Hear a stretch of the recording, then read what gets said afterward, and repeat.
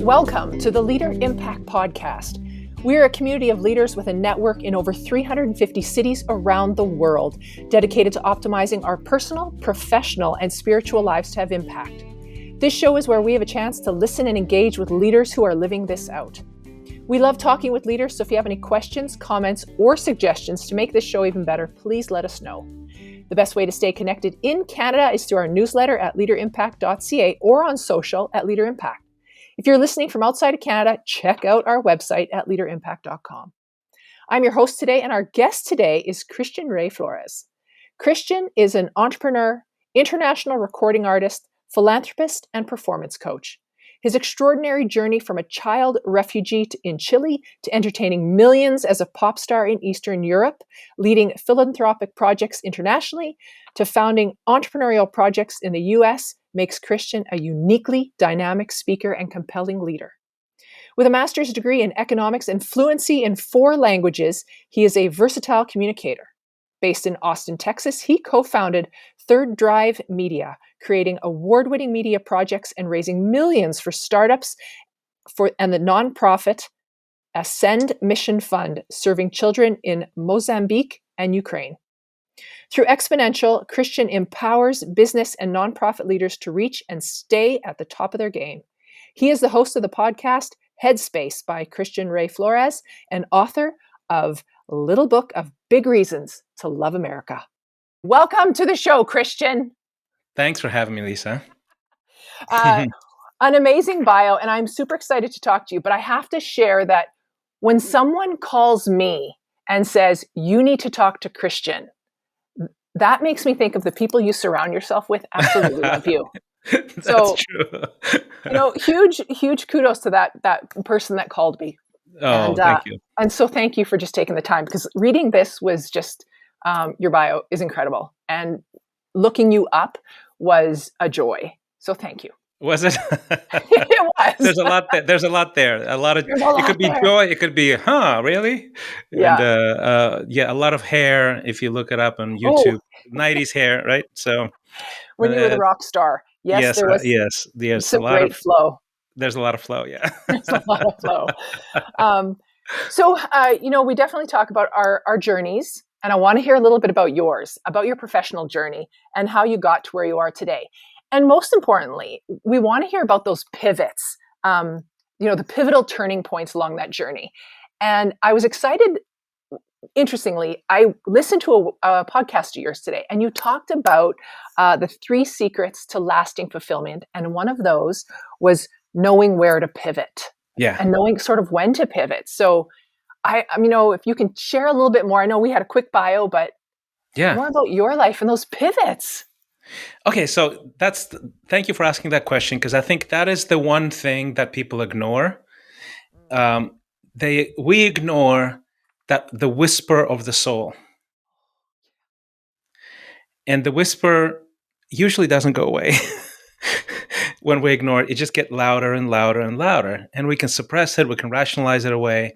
But if we pay attention, if we just quiet ourselves, it might give us the next thing, the next turn, the next season, the next opportunity, the next portal to a new reality, a new future. So I really believe in healthy pivots. The painful thing about that is that everything about us resists potential suffering. And that's why we don't pay attention. So status quo is what we want to maintain. Even if we're suffering, even if our status quo is terrible, right? Leaving it in any fundamental way is a painful uncertainty. So we just go, maybe not today. Maybe I won't fix this today. Maybe I won't change things. Maybe I won't change. So I'll give you a very few, like a splattering of pivots, and then we can go into whatever rabbit hole that you choose to go down to. So for example, I'll give you very quick ones. So I graduate with a master's degree in economics. I speak 4 different languages. My peers are going to like banking, finance, international trade. And I was musical my whole life. And I danced and I was an entertainer. So I have both these worlds in my heart. And I go, the odds of somebody succeeding as a musician are like 0, right? Or very close to that. But what if? And that that was a whisper from my soul, and I remember sort of wrestling with it. I was working in this international trade company, bored out of my mind, and I'm like, you know what, I need to stop. So I just stopped, went away. I went to Chile, to the Andes Mountains, and I thought about it, and I'm like, you know what, I'm going to do it. It paid off, right? Just a few years later, I was playing sports arenas across 15 different countries. Then I'm riding on a train ride with my crew now. I have an entourage, 21 people work for me. We're going from city to city to city. And I'm looking out the window, and I I sort of scare myself with this one very specific thought. And the thought was, is this all there is for me? And I find myself dissatisfied because there's these areas of me that were dormant, even though I'm enjoying this incredible life. I mean, just what a joy and a privilege, and how lucky I am that I would write songs in my kitchen table or in the subway, and then all of a sudden I see thousands of people singing those songs back to me, right, from 15 different countries. But there were parts of me that were dissatisfied. I became a Christian at the time. I wanted to help people spiritually. I grew up in the third world. I wanted to do philanthropy.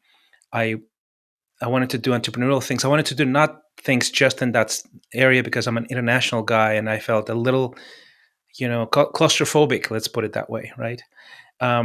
So these all these dormant parts that I mean, I have nothing certain. I just have this whisper, right?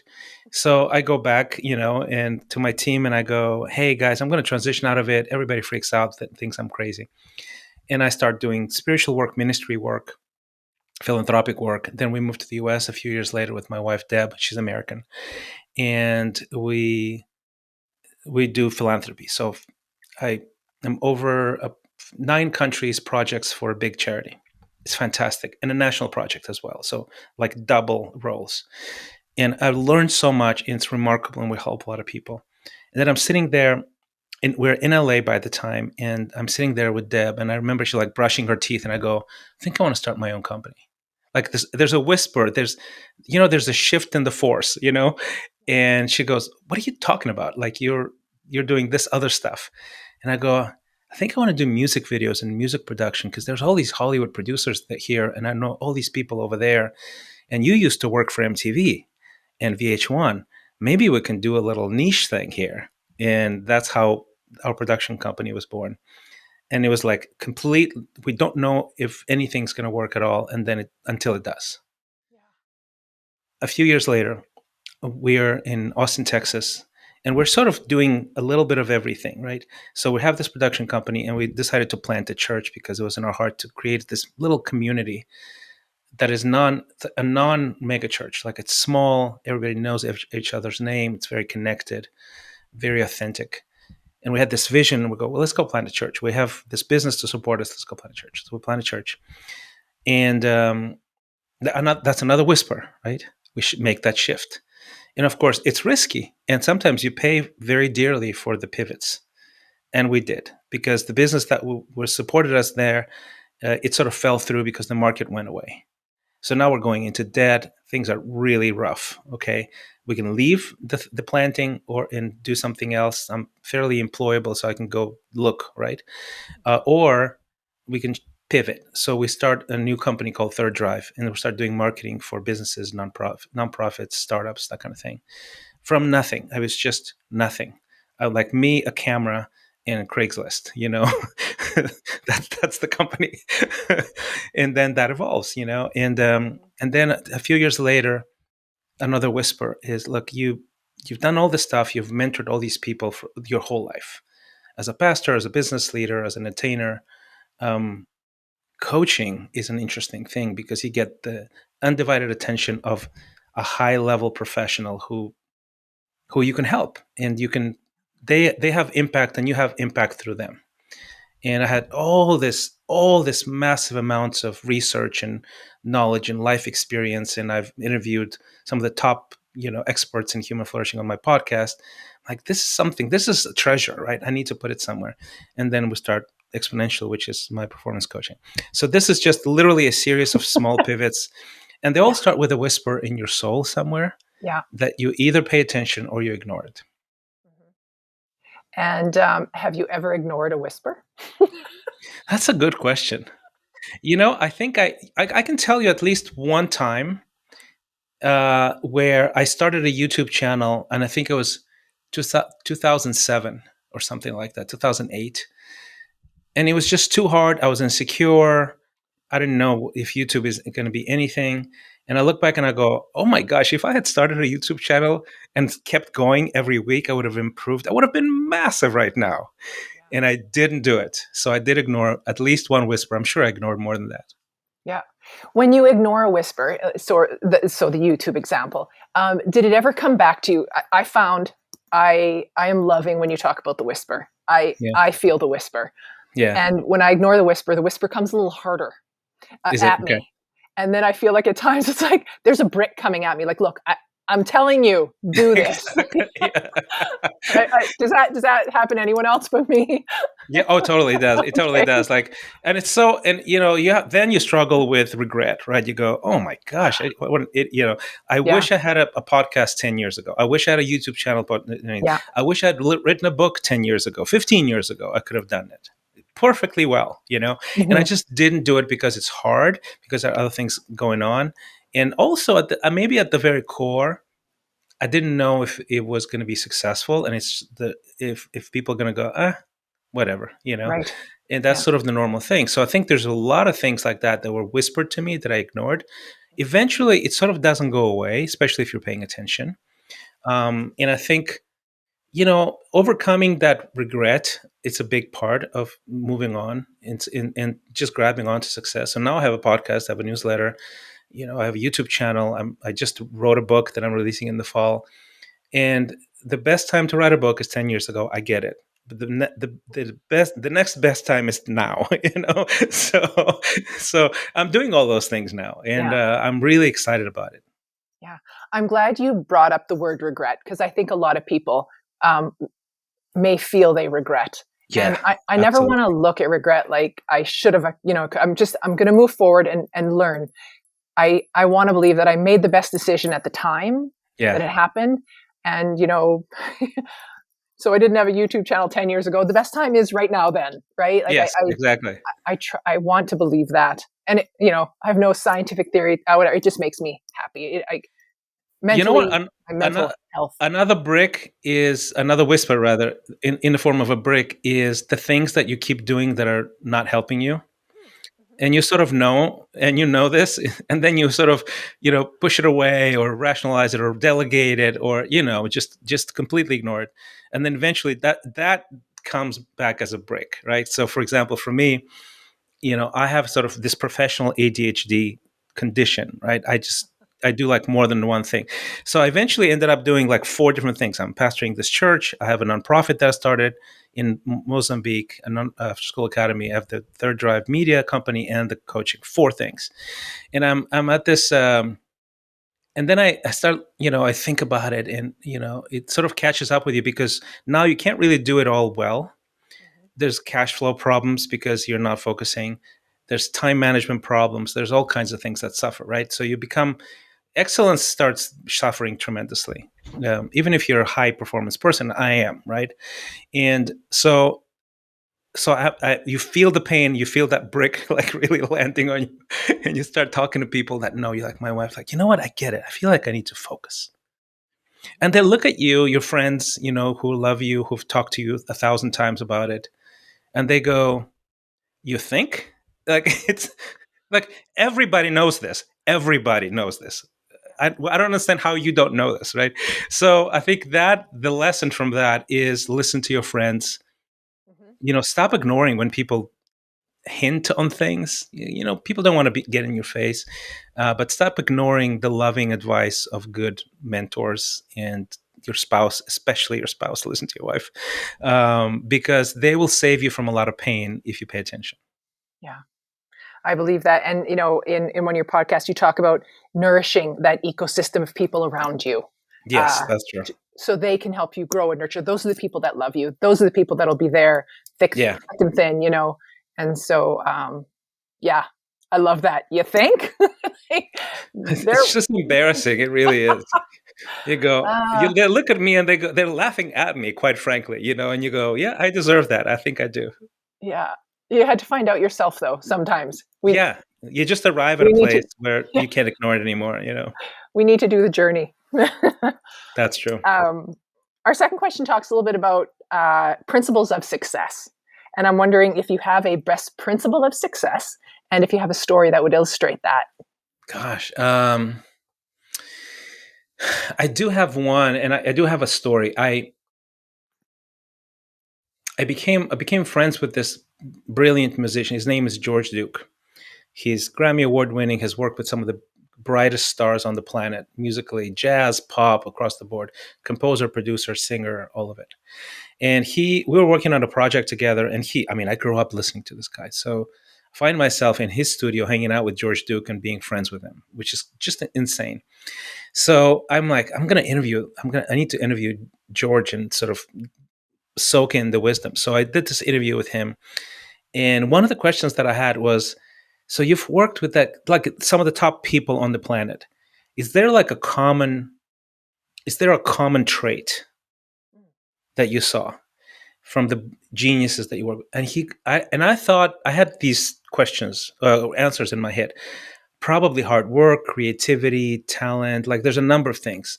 And he told me, he said, no. He says, I think what they all have in common is that they can imagine themselves succeeding. And to me, that became one of the core things now that I think about it. One of the core things for success is creating a rhythm of life the ability to be in a state where you can imagine, where you can really picture what the future holds. And the thing is, you can't really do that if you're always stressed out, if you don't rest, if you don't have spaces to imagine, if you don't have delight and joy. That doesn't happen. That's why creative people are always the top everything in creativity. You can be a writer, a painter, a musician. I don't know if you know this, but as somebody like that, I can tell you, if we're in that top place of creativity, we have lots of downtime, like complete downtime. We do nothing. We don't do 9 to 5. Seriously, like talk to any painter, any writer. They have months, weeks, days for sure in the week where they're just there, right? Why? Because in the emptiness, something happens. Imagination starts stirring up, right? And imagination is the key to imagining a new future. Now, obviously, most of us in the audience probably don't have that luxury. I used to have that luxury. I don't have that luxury anymore, right? But I used to have that luxury where I can go, I'm going to do nothing for a week. Then I'm going to write some songs, right? Because the best songs are written that way. Like it's not a machine. It's you have to nurture this thing. So now I think it's creating the spaces, even in a busy schedule, where that is nurtured and protected. A space for quiet, a space for imagination, a space for joy, even that sort of sense of delight. That is a vitamin. This is a catalyst of creativity, right? Delight. And we live in a society that is so high strung, so distracted, and so stressed out. Delight is the least people think as a normal thing. This is like the privilege of the few, but that's what they think. But the truth is that's the essential part of actually being a successful person. I can promise you that. Talk to anybody who looks very, very busy, and they have these times of nothingness, of just pure joy, relaxation, because that's where the ideas that are game changers come about. Yeah. And as and just coming out of being a full-time working mother, I'm on the empty nester side now. Me too. Yeah, I think I'm freedom. I'm freedom. Sorry, Ellie and Ty, my kids listening. It is, empty nesting is awesome. But we just came out of that busy time where I think we never made time for ourselves, right? We were always running. We were always filling the cups of everyone else and not our own. I loved your comment about imagine yourself succeeding, because if you don't, no one else will, right? And if you don't, and I always think of, if I don't write my day and how my day will happen, someone else will. I just fill my calendar. And so if I don't believe, why would anyone else believe? But you Or, can create the habits to be in that right. place over and over and over again. Quite literally, I think it's important to have it every day. Yeah. Do you You get it know, every day? Do you have like, I do. do you have, are you up at, I'm up at 5:15 to find that time to have my That's quiet exactly. time. I'm the 5 a.m. club. Yeah, 5 a.m. club. Yay. yeah, High five. yeah, yeah. I'm up on average between 5 and 5:30 with Yeah. no alarm. I'm Yeah. just up. And that's the time. That's the treasure. That's Yeah. It that's where I is. can write for 2 hours straight with no distractions, Yeah. listening to Johann Sebastian Bach and lighting a candle and journal and think and write and be in this sort of place where nothing demands my attention. And then you add to that learning. You read something that you want to be better at, right? It could be anything from having a better marriage, better relationships, be better in sales, finances, all of that. Then you add physical exercise to that. That's my formula. So I have like 3 hours of that in the beginning of the day. Before people are having breakfast, I'm already supercharged with rocket fuel, and the rest of the day is now fueled by that and shaped by that. And that's the life of a high performer. And you can develop that. Anybody can develop that. It doesn't require resources. It requires your desire to live a life of impact and a life of joy, right? So that's basically my routine. Yeah. I think, well, I wonder if sometimes people look at you and they go, I wonder how he does it. Or, they just think it happens, and it doesn't Yeah. just happen. No, it does not. No. And you No. have to make an effort. You have to have the discipline. Yeah. So, You either lower your goals or you elevate your habits. That's oh, it. That's it. okay. Those are your choices. I mean, seriously. Right. Yeah. Like you can, and that's where imagination runs out as a resource, right? If you can imagine yourself succeeding at a high level, you aim high. Hmm. Now you have to develop the habits to actually get you there. But if you don't Right. develop the habits, your goals are not going to get you there. Aspirations and goals, you imagine, you manifest, all of that stuff is Yeah. nothing without Yeah. habits and skills. Right. Well, this kind of leads into my next question about failures and mistakes. Because I mean, we both know we probably learn more from our Yes, failures and mistakes than our successes. And I'm wondering if you'd be willing to share a great failing and what you learned from it. I can share all day long, right? I would say and I'm sharing this because I see that in the people that I work with, because I am one of those people. High achievers over invest in their outer game and under invest in their inner game. And inner game, I mean, it's the thing that the world doesn't reward you for. They will reward you for a music show that moves an audience. They will reward you for a best-selling book, to a design as an engineer, a well done piece of architecture or something like that. They will reward you, give you money. You will be published. You will be respected. You'll have higher status. You'll have a staff. You'll start your own company, or you'll be a VP of something, right? The world will reward you, and you keep investing in that because you're rewarded for those visible short-term things. What the world will never reward you for is character, wisdom, love, being a good husband, being a good parent. None of those skills are rewarded by the world at all in any shape. It's because it's invisible, and it's also a longer arch. It's just not noticeable. So what happens with high achievers is that we double down on the outer game, that we ignore the inner game that we need to not ignore. And then the inner game catches up with our outer game. And now we can't do our outer game well at all because we're stressed out, divorced, our kids resent us, we're burned out emotionally because we didn't take care of our emotional health, our body's falling apart because we didn't respect and love our body, all of those things, right? So for me, I had a number one hit in the charts. I was campaigning for Boris Yeltsin's campaign against the communists. He used my song as the anthem for his election campaign. And at the same time, my inability to build a romantic relationship, all of my anxieties, all of my trauma from my parents' divorce, all resulted in a breakup with a girlfriend who happened to be pregnant and then had a baby, and then she cut me off because I was such a jerk to her. And I became very aware that I do not know how to build a family at all. Like, I don't know how to pick somebody to love. I don't know how to build a relationship, how to court a woman, how to keep a woman. I don't know any of those things. Mm-hmm. My inner game in that area is zero. That's it, And then what you do is you need to decide, okay, are you gonna lower your goals and basically say, yeah, I'm gonna be that idiot rock and roll guy who could never keep a woman, could never build a strong family, probably goes to 2-3 divorces, which is actually a lot of my friends. That's what they are. Or you can elevate your habits, your skills, and your worldview. And that's one, for example. And luckily I had a friend who was my first coach. Actually, he's a pastor, Canadian pastor, by the way, missionary. Wow. And I basically said, hey, can you teach me how to do this? I don't know how to do this. And he said, yes. I've been now married for 25 years happily. My kids don't resent me and love me. And that's a mistake that turned into a victory, And I have many of those. I can go all day long about my faults. Yeah.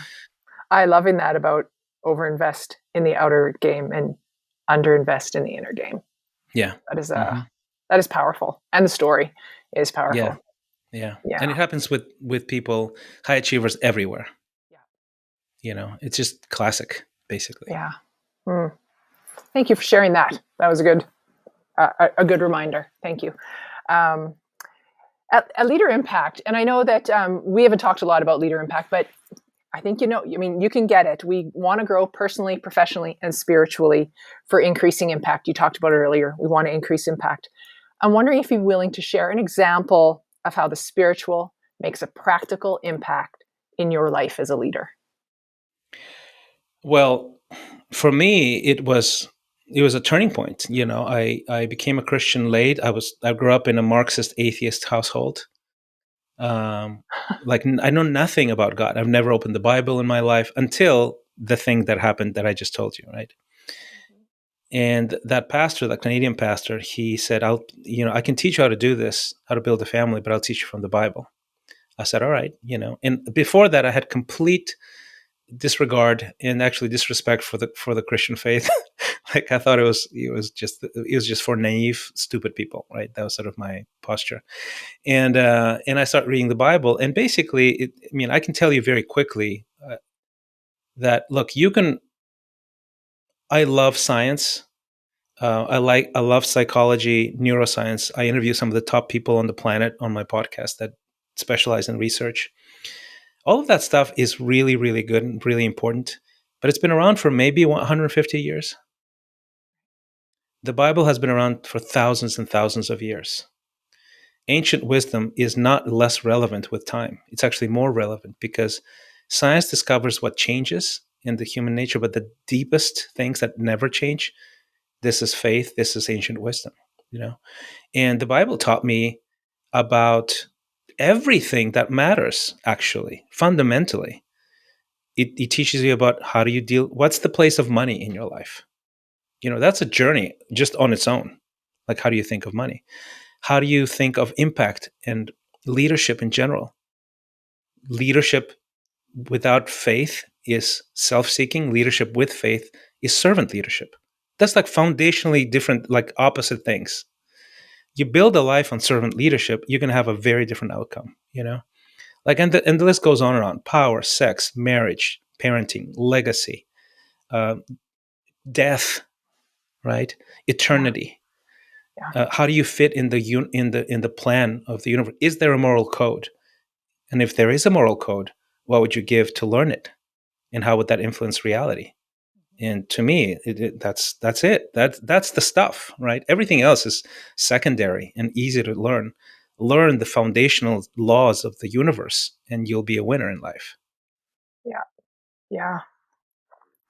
That was good. Good example. I think of people that are listening, and your comments just about a leader without faith and a leader with faith, and the difference. And I wonder if people don't get it sometimes. They just think, leadership, right? We have so many books, and I'm not sure and I'm sure you can actually find when you read a leadership book, that a Christian wrote it. Would you say, I think so. Yeah. I When I think so, read, absolutely. Servant leadership is the defining characteristic. yeah. That is, like you look at the history of humanity, and the powerful always wins.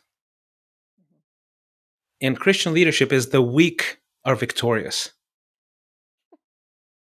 I mean, it's literally impossible to fake. Like, this is it.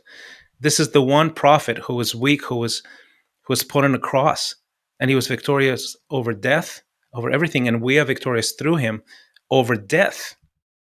I mean, it doesn't get more powerful than that and more opposite than that, right? And of course, everything downstream from that is very, very clearly Christian. As a matter of fact, it's really interesting because in the West, we have more and more people that feel that say they're not Christian, right? And or some of them atheists, of course, and stuff like that. Or, but the values that they have, the ideals of freedom, of the sanctity of life, of marriage, of family, of justice, of social justice, of women's rights, of how things should be. All of these things are from the Bible originally. Mhm. So there's somebody who said that, I forget who I quote, but basically, even atheists in the West have Christian dreams.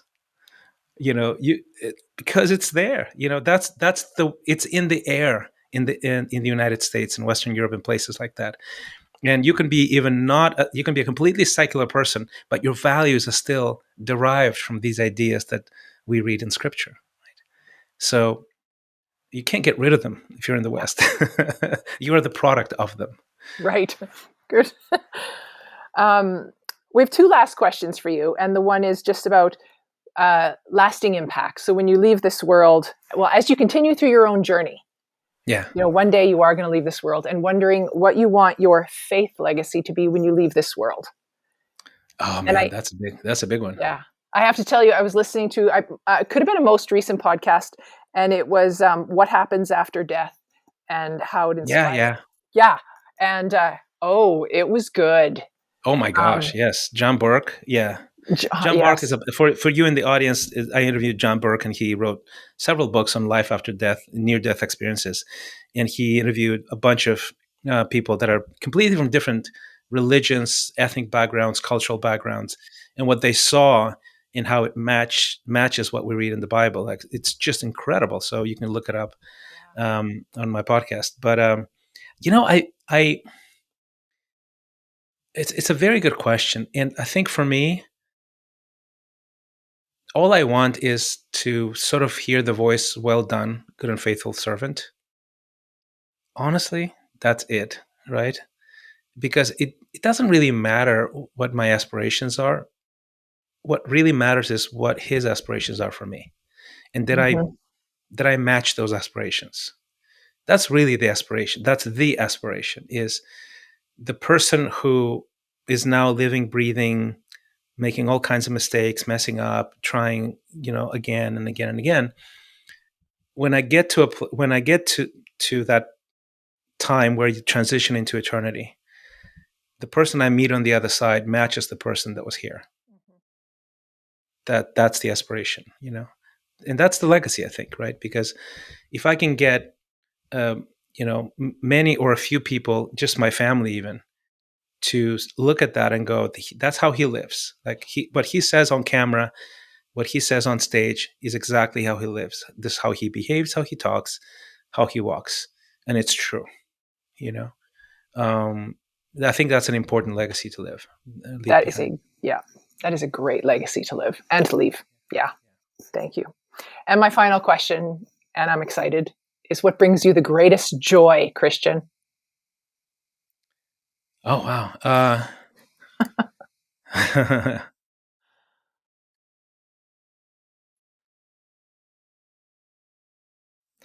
Alignment with divine purposes. I think, like, when you feel like you're exactly where you're supposed to be. Just at any given moment, right? With your wife, and you're present and you're loving her wholly, fully.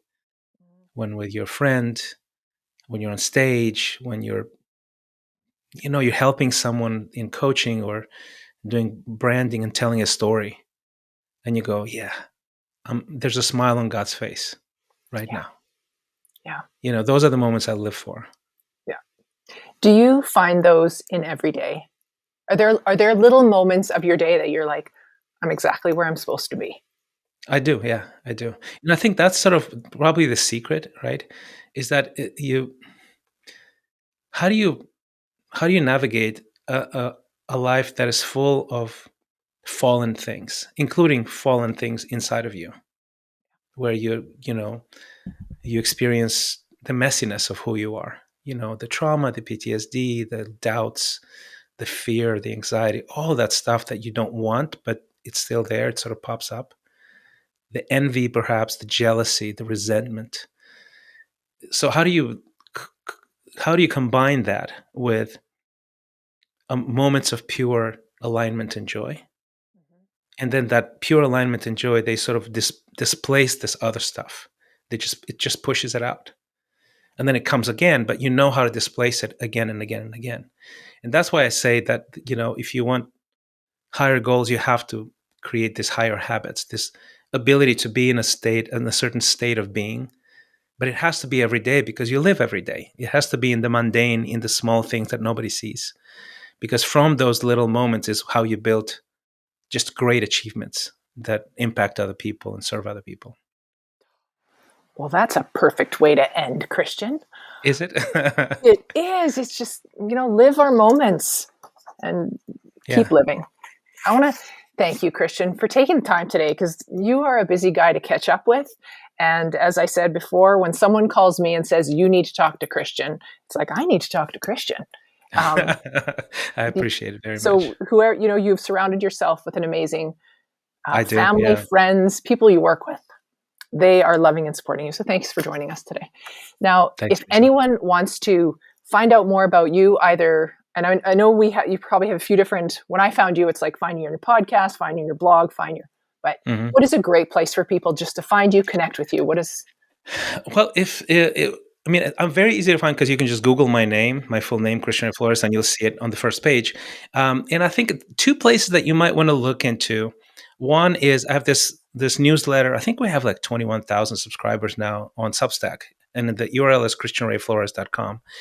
And it's free. All new posts are free. You can support us for like a latte a month if you want to help support the production team. It does a lot of work for it. But that's where I sort of, I just put everything I love there. So it's text, it's videos, it's podcasts like yours. Like I'm going to put that somewhere, right, on the newsletter and send it out. Books that I'm reading, movies. I even put there, hey, don't watch this movie; it's terrible, right? I did that recently for the first time, and you're de-influencing. I'm de-influencing. That's right. And but that's a really good sort of central thing. Another place, if you want a little bit more intentional influence, there's on my coaching website, which is exponential.life, without the E, starts with an X, the cool way to spell exponential. There's a button there. You can access a scorecard that I developed that I literally use with all my clients, which is basically the ability to assess the most important dimensions of life from 1 to 10. And then you see like a picture, like a snapshot of where you're at. And it's a really good way, like it's a reality check, right? And whether it's, high or low, it doesn't matter as long as you know where you are, because at least you can use that as a starting point to get to your goals and start building a different future. Yeah. Got to mark a starting point somewhere. That's right. Yeah. All right. Yeah. Well, thank you, Christian, for spending time with us today. Lisa, it was just a joy and a pleasure. Thank you. All right. Well, if you're part of Leader Impact, you can always discuss or share this podcast with your group. And if you are not yet part of Leader Impact and would like to find more, grow your leadership, find our podcast page on our website at leaderimpact.ca and check out our free leadership assessment. You'll also find on our webpage Chapter 1 of Braden Douglas's book, Becoming a Leader of Impact. You can also check out groups available in Canada at leaderimpact.ca, or if you're listening from anywhere else in the world, check out leaderimpact.com or get in touch with us by email, info@leaderimpact.ca. And if you like this podcast, please leave us a comment, give us a rating or review. This will help other global leaders find our podcast. Thank you for engaging with us. And remember, impact starts with you.